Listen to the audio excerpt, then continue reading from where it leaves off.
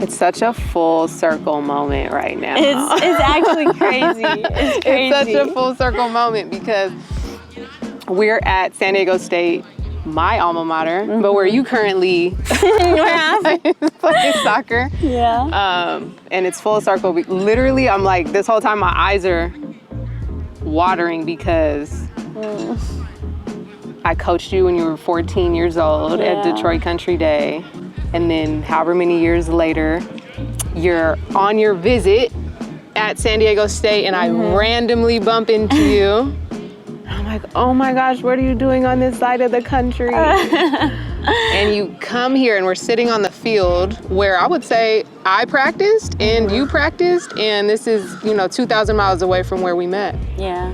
So it's such a full circle moment. Yeah, no, I explain it to like my teammates and just people. I'm like, just how like the way life has taken us, and we're like, right. I explain to them, I'm like, they're like, she's your basketball coach? I'm like, I mean, yeah, like I played basketball, it wasn't my main deal, but like you were such an influence in my life, and at such a like critical point in my life. Really? Like freshman year of high school, dealing with like different things. Yeah. Like, tell me, what made that critical or pivotal?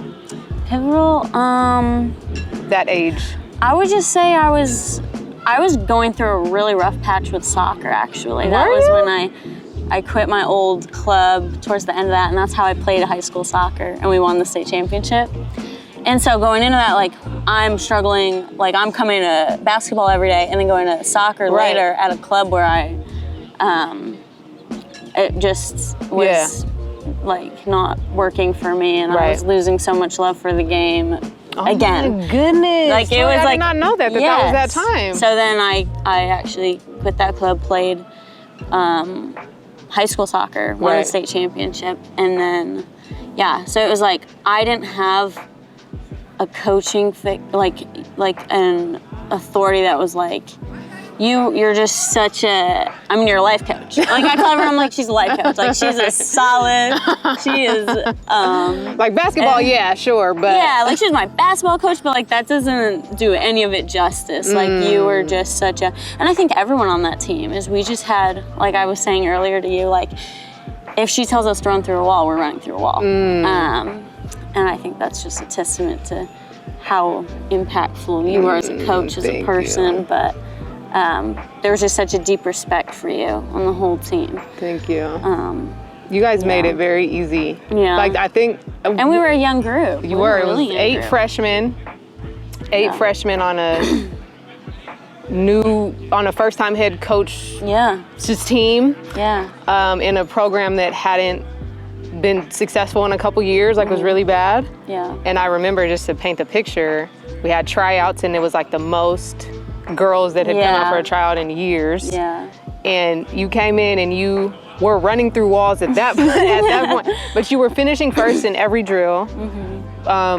I think you had communicated in some way, shape, or form, like not fully, but that basketball wasn't really your sport. We can kind of tell because you didn't know how to make a layup yet, or like I would steal it and then I would go and bang off the backboard. You're like, just soft.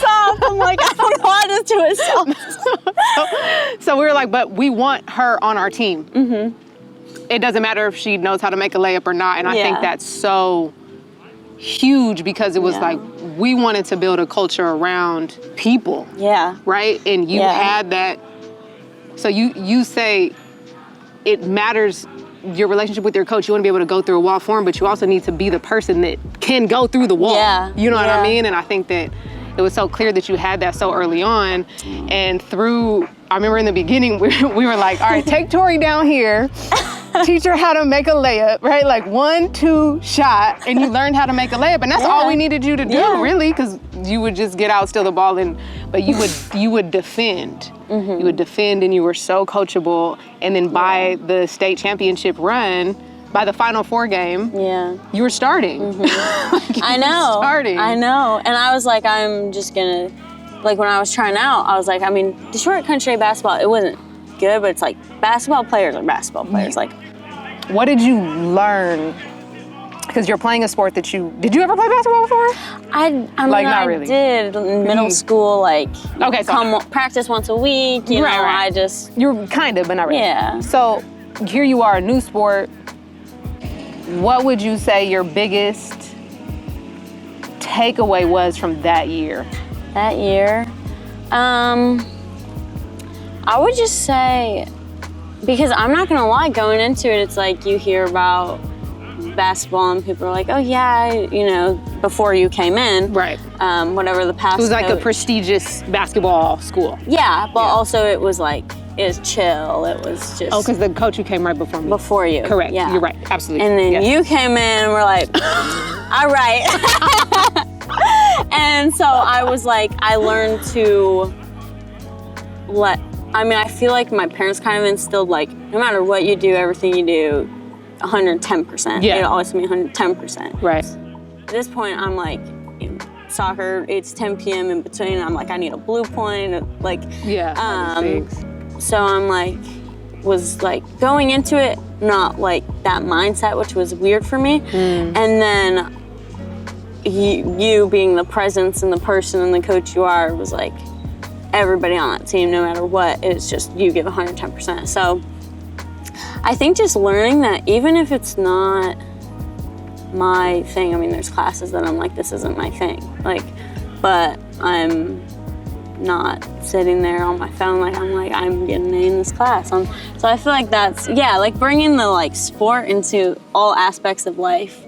Now that I'm older, like I have like meetings, I'm like having to do things with other like sort of like smaller like things right. That may not be your main thing. Yeah, right. It's like I would I rather sleep in an extra hour? Yeah, but I'm gonna go. I'm gonna give these people my full attention, my full efforts, and I don't.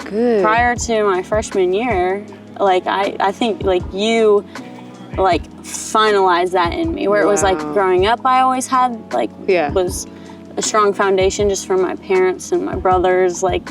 Right. I feel like somewhat lost it, and then just that middle school teenage era. It's like nobody's really doing what They're not giving 100% in something they don't want to be at. Yeah. So to be able to get that, and then was big for you. Yeah, and I mean, you were a long period of that, like November to. We went to the end of March. Like it was like October to March. I thought it was April was the Final Four. Oh, may have been. Like that. It was a long. So I mean, you were essentially my whole freshman year. Is such a like pivotal point in my life, I think, where you like really turned me around, and I was like, I could have gone 2 paths, I think, like in. Oh my God, this is like first time hearing this information. That's why I always tell you, I'm like, you are so like, jeez. And I tell other people like how influential you are in my life. Like I don't think I've ever really expressed the actual, just because of what I had going on personally but yeah. Wow. Yeah. Oh my gosh. I love you so much. I love you so much. But look at you all free now. So that's also that's big a lot piece of it weight. that I never told you, but I'm like, that's why you like kept me. Yeah. Oh wow. Yeah. But there was thank one you for day sharing that with me. I had a really bad practice. Now I think it was just because I like hadn't eaten. I honestly think, and like I got emotional at one point, and you like you were like, you good? Like it was a practice. Yeah. Really? I don't know if you remember, but I was like you really like checked in on me. Yeah, it was bigger than basketball. Oh yeah, for sure. Always. And I think that's a gift of coaching, is like being able to see the person in the gaps in them that they can't see in themselves, or that they're not ready to share. I remember one time with your teammate Emma, something was wrong, and I was like, just give me a hug, and she just broke down. Yeah. And it was like just being able to know, like maybe that's like, so even that, what you just said, hey, are you okay? What that did for you. Being able to say like, hey, just give me a hug. Like we don't even have to go into it, but being able to be that support, some sort of support, or somebody that sees you, how big that is. You just never know. I think every coach needs to understand the power that they have. in both directions. In both directions. You know what I mean? Yes. Like they really have to, I can kind of make this girl or break her in this moment. It's true. And it's a heavy load that we carry, and I think people think that it's just about the sport, and it's just not. No. It's just not. So thank you for sharing that. Yeah. You have always been so powerful. Always. But I think that there's a difference in, and I know this from experience, there's a difference in other people seeing your power and you seeing it in yourself. Yeah. And from what it sounds like and what I see and what I know of you and what you've shared, now you see the power in yourself. Yeah. So tell me a little bit about, how does Tori show up in the world now? Okay. I would just say I've honestly, throughout a lot of these ups and downs and what I've been through, I've grown my relationship with the Lord heavily. Every day, I think I saw it somewhere, I don't know, but every day I just, like when I wake up, I'm like, today I surrendered this day to God, and everything's in, so that takes so many burdens, and He already knows what, like, my plans. And I think this whole process of how I even got here is because I just fully was like, take the wheel, like, I'm broke. I don't ever want to say I'm broken. You were bent as far as you could bend. Yeah, probably. Bent. Yeah. And I was just like, and like, I think He literally was like, here. Wow. Like, like this. And now I'm here, and I'm on this team with girls that I would consider every single one my sister. Like I shared with you, and these coaches, I feel trusted on this team. And that's good. So with that, I have confidence, and I can, put out for them what they're putting in for me. And, like feeling that trust from my teammates and my coaches, it makes me want to perform for them, and take the opportunities that they're giving me to win games and score goals and do all these things that I feel like I'm being entrusted to do. And it's just a very powerful way to, I think, look at it, is like going back to like my relationship with God, is I've just fully trusted Him in that surrenderance every day. Yep. I think is why I can walk around and just feel so much. Like, I want people to meet me and see Him through me. See God in you. Yeah. Girl, and I talk to these people. And I oh my God. And I just hope that everybody I meet is I can go to her. I can she'll listen, or she'll just be there for me, or but yeah, trying to let people see the Lord through me, I think is maybe part of why maybe I'm powerful. 100%. See the power in myself No, now. there's a source, there's an illumination, how did you know that God was there? What brought you to that surrender moment? Oh my gosh, yeah. Because I do want to say, I say this all the time, I feel like I've taken a case study of maybe 50 people that I can remember. I'm like, where did you meet God? And 90% of people do not say church. They don't say church. They say some personal experience. And it's just a reminder that I think God is omnipresent. But what was, how did He come to you? How did you come to Him? What was that surrender moment? Yeah, so I grew up in the church. I was raised in the church. I went to Catholic school my whole life until I went to Country Day. So that was very routine. Right. It's very routine. It's instilled in you. It's almost... That is such a big word to describe a spiritual or religious connection, routine. Go ahead, keep going. That's really good. No, just life's going on about, and then I hit my, I'm transferring. I'm going in the transfer portal. I'm starting from scratch. What I thought my life was going to amount to, and just all things I had prayed for. So let's go. So we're in high school. We get recruited by these Big Ten schools. I remember you sign to, I mean, it's public. You sign to Ohio State.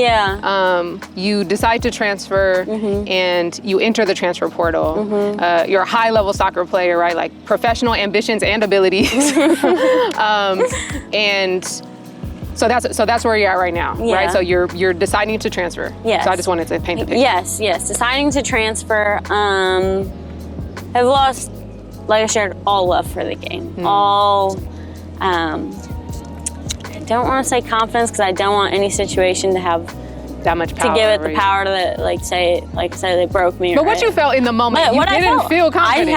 I was like, I was told essentially I wasn't worthy, and so I felt unworthy. I felt, okay, maybe this is his plan, is just you need to find, because I wouldn't say up until then I'd put my identity into it, but I mean, it's kind of hard not to. That's I mean, real. Since I was 5 years old, this is what you night did. And day I did. I worked for, sold. Right. And our identity is always something. Put out for, yes. Right, like it's always, you kind of want it to just be like how you were born, and that's ideal, but we all participate in something, we spend our time doing something, and it does become part of our identity. So soccer, yes. Yes, I mean, it's hard not to. So I am home for winter break, I'm dealing with the portal calls, stuff like that. And I am thinking maybe this is I just need to find peace in not playing, whatever. So I wake up at 4 a.m, and there's windows on my door at my home, and I'm at home for break. And I was sleeping with my mom every night in her bed. I couldn't sleep alone because if my dad's sleeping in my bed, I'm sleeping with my mom in her bed every night for shout out to the parental support. I love your parents. But they don't know where I would be without them. I don't know. They're amazing. So you're sleeping with your mom to get that support, protection. And I wake up and I'm just like, I go downstairs and I sit on these steps. I used to sit when I was little, and I would watch the snow. And I don't know why that came to my mind, but I would watch the snow when I couldn't sleep at the step. I'm sitting there, I'm thinking back on that, and I'm thinking back on, I was just had such a raw, love and innocence and optimism to life, and I was like, I can't give up on this. That's, I was like, that was when I started playing soccer. I was like, I had my list I made when I was 6 years old, and number one was where at my previous school, I had that written out, and just I mean, when I was little, I was talented. It's you just dribble through kids, and it's whatever. And I was like this, I can't give up on her. I can't give up on Victoria. I can't. Oh my God. That whole period of my life is I felt like I'm just trying to impress my coaches, my teammates, and I was like, what happened to me? This is why I'm here. So good. I've got myself here. I've pushed my I've worked for this my whole life, so I'm not gonna let anybody take. And that's when I was like, I just felt God, the moon was shining. I'm like, God is here. He's and this he's is me. And just that verse, trust in the Lord with all your heart, lean not on your own understanding, and just, I was like, I don't understand right now. And I kept saying, I'm like, I don't understand where you're taking me, what you're doing. But your plans are greater than mine. That's it. And now I feel like it's sort of unfolding, and it's just that gratitude I feel now to start to see the other side. I'm like, wow. Because, I want to say a couple of things. One, you did that. To be able to sit on those stairs and see yourself. It's you with God, right? I always say, we co-collaborate with God. We really do.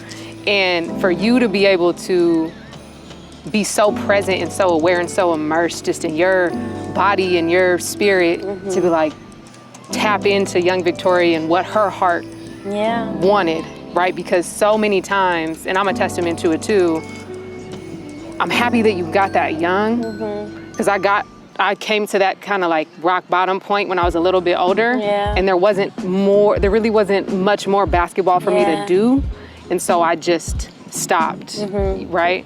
But I'm so happy that you came to that intersection and chose yourself instead of succumbing to people or things that are far less powerful than God, and being able to see, because what you did in that moment was you saw God in yourself, but you made that choice.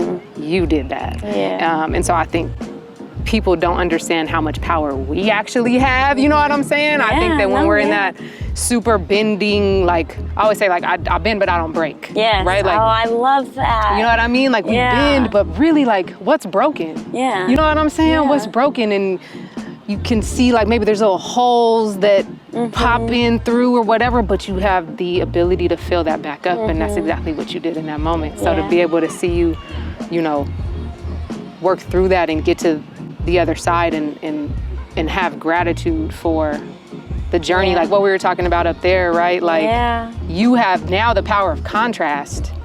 You have the power to see, you know, what it looks like in the dark and what it looks like in the light.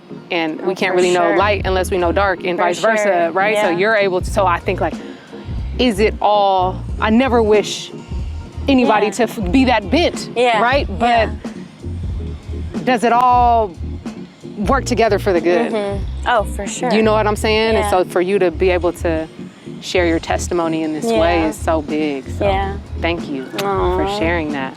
They lost, but they got it back this week. They got it back. But just how they've been able to turn it around has been, I took Jerica to that first, remember they had their first playoff run like 3 years ago when the new coach came in. And so it was their first playoff home game in like decades. Oh, wow. And I was like, I remember telling my son, I said, I didn't say this to him, but I'm like, okay, these tickets are like $1,000 each. It was, you know, it was kind of hefty for me. And I was like, do I take him to this experience or do I save the money? And I'm like, I'm not gonna remember that $2,000. I'm gonna get the experience. Exactly. Me and Jerica talk about that game all the time. People were standing up the whole time. There were families, grandmas were like, or the guy sitting next to us was like, my grandma never thought we'd see this day. I'm like, Lions fans are crazy. They're crazy. But Michigan, right? So like, that's really good because love San Diego State, but it's no Michigan in terms of just football prowess.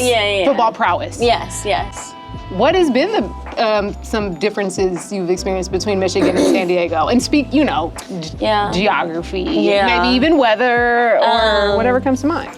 Oh, for me, so I'm a weather person, like through and through. Like I would rather play, like I just feel like the weather impacts my mood so much. Right. Like I wake up every day and it's just no clouds and it's 70 degrees and I'm like, life is good. Life is good. Like when there's a cloud in the sky, I'm like, But how does it, but compare that though to, because people who are from here don't really understand the impact of the clouds when you grow up. You know, Michigan, it's dark six months out of the year. That's what my dad's saying. He's like, we're not gonna see the sun for another 6-7 months now. And no, I feel like it kind of goes with like the Midwest attitude almost, like I wanna say. Okay. Like my dad made this reference, like when he was driving, like he just like full on cut this guy off, like kind of on accident. And the guy was like, you're good. But like if that were to happen in Michigan, honks, like, I don't know, someone might get out their car. It's just so true. Everybody's more irritable, I think. Like when I came here, I was almost like, I'm like such a like urgency, like this, and like everybody's just like, it'll get done, and I'm like, okay. I actually had to adapt. I had to be like, okay, I need to like chill. Slow down. And slow down. Yeah. And when you slow down, like you get so much more, like it's weird, just like little things. I'm like, no, lean into that. You're preaching right now. When you slow down, you get so much more. You get so much more out of, like you experience more, you take in more, you remember more. It's just like, versus when you're just always in a rush, you just miss little things. You miss it. And the sun does have that impact. And it's crazy. It's just crazy. But like the people here, it just ties hand in hand with like everything about it. It's just like, I think it's the best city in the world. But do you have a San Diegans would love that because they do say that our name is America's finest city. Yeah. Do you have a favorite place here yet? in San Diego? To eat or? Sure. Is it because I had a recent conversation, the beach. Okay, I went to, was it not Mission Beach, Pacific? Yep, PB. Pacific Beach. My friend Katie, shout out Katie, love her. We just went on an off day and just like laid out in the sun, and then she was trying to teach me how to surf a little bit. Oh, how'd you do? Yes, I got up once. That's good. I only Surfing tried is a few hard. times, but I'm more of like, I'll just boogie board, let the waves hit me.